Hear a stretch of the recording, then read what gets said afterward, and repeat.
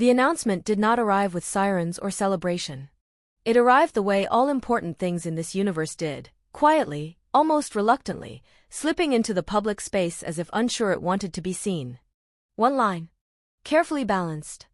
Neither emotional nor defensive. Just enough to acknowledge the noise without explaining it.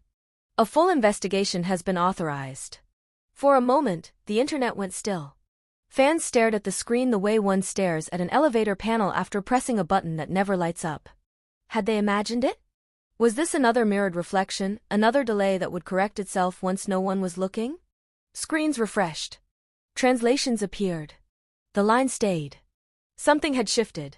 In the fictional city where Yu Menglong's story unfolded, rain began to fall again, echoing the night everything first fractured. Streetlights reflected off wet pavement, doubling themselves, creating paths that looked real until you stepped on them. Somewhere inside the same building that denied its own geometry, files were being pulled from cabinets that hadn't been opened in years. Dust lifted. Locks turned. The past inhaled. The investigation did not begin where fans expected. It did not start with the final night. It started earlier, with patterns. With the things that had been dismissed too quickly before. Investigators asked for archived footage no one thought still existed. They requested maintenance logs from elevators that supposedly never malfunctioned. They asked why a floor number had been removed from panels but still appeared in electrical schematics. Questions fans had asked for years were now being asked in rooms that mattered. The rhyme tightened again. An early scene leaked in whispers, a conference room with no windows, a long table reflecting overhead lights like a mirror too polished to trust. On one side sat officials. On the other, boxes. Not metaphorical boxes, actual cardboard containers filled with hard drives, tapes, printed logs. Each labeled with dates fans recognized immediately. Dates tied to interviews, airport footage, hotel corridors, the night the clocks reset themselves without permission. Someone noticed the labels skipped numbers. Not 13. Never 13. The first shock came when investigators discovered that several key video files had been compressed multiple times. Not enough to destroy them.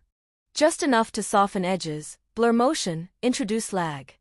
The same lag fans had noticed in reflections. The same half-second delay that had become a signature. This wasn't proof of intent. But it was proof of interference. Time had been handled. In another room, a technician played back raw elevator audio. No images. Just sound. The hum changed pitch between floors that officially followed each other. 12 to 14 sounded different than 11 to 12. Lower. Heavier. As if the elevator was traveling farther than the panel admitted. Someone wrote a note in the margin, unaccounted distance. Fans had a word for that already. The missing hour. As the investigation widened, so did its discomfort. Security rosters showed last-minute shift changes that no one remembered authorizing. Cleaning schedules referenced a corridor that did not appear on any public map. A mirror inventory listed replacements for items that were never reported broken. Each discovery echoed a scene fans had once been mocked for analyzing too closely. This time, no one laughed. In a reconstructed sequence presented internally, Yu Menglong's final movements were replayed using synchronized data, keycard logs, camera timestamps, environmental sensors. For the first time, the hour that didn't exist was allowed to remain empty on the timeline. No filler. No explanation. Just a gap, marked clearly, like a held breath. Investigators did not rush to close it. They circled it. Outside, fans felt the change before they could explain it. Content stopped disappearing. Old links stabilized. Previously private videos returned without announcement.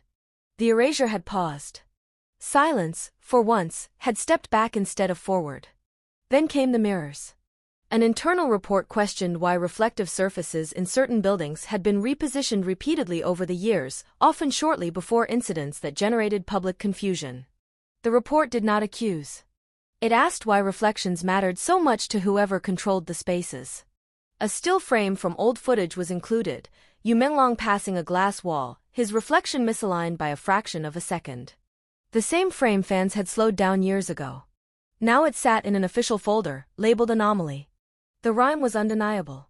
Another fictional scene unfolded in the basement of the building with the missing floor. Investigators stood before an elevator shaft while engineers explained that the physical structure allowed for an extra landing, unfinished, unmarked, but present. It had never been publicly acknowledged because it was non-operational. Someone asked why the elevator software still recognized it. No one answered immediately. That pause felt familiar. As days passed, the investigation's existence became impossible to ignore. It didn't confirm theories. It didn't deliver villains. What it did was validate the questions. It treated inconsistency as something worth studying instead of something to be smoothed over. Fans watched closely, recognizing that justice in this universe didn't arrive as truth, it arrived as attention. The most haunting moment came when investigators replayed audio from a hallway camera that showed nothing visually wrong. The sound, however, revealed footsteps that continued after the figure left the frame. 2 sets. Slightly out of sync. The same effect fans had noticed in airport footage long ago. This time, it was measured. Documented. Filed. The story had always warned that sound would betray what sight tried to hide. As the investigation moved forward, officials issued another statement. Still careful. Still restrained. But different. It acknowledged inconsistencies. It admitted gaps. It promised time.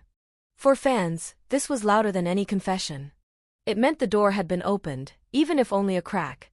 In a symbolic final scene shared widely online, a fan edit juxtaposed old clips with new official documents, aligning timestamps until the rhyme became visible even to casual viewers. Elevator numbers blinked. Clocks reset. Mirrors delayed. The same melody played again and again, now accompanied by something new, recognition. Justice for Yu Menglong, in this fictional universe, was never about a single answer. It was about allowing the story to be told without being rushed to its ending. It was about letting contradictions stand long enough to reveal their shape. It was about finally admitting that what had been dismissed as coincidence had, in fact, been repetition. As the investigation continued, one thing became clear: the story had not been reopened, it had never truly been closed. It had simply been paused, waiting for someone to press play without skipping the uncomfortable parts. And somewhere between the floors that existed and the ones that didn't, between reflections that lagged and clocks that lied politely, the truth waited, not to explode, but to be examined. Slowly. Properly. At last. The moment the words "full investigation" entered the public space, the air around the story changed temperature. Not warmer. Sharper. Like a room where the windows have finally been opened after years of being sealed shut. Fans felt it instantly, even before confirmation settled in. Something long dormant had been disturbed, and disturbance, in this universe, always came with echoes. Inside government buildings where lights never flickered for cameras, files began moving again. Not forward. Backward.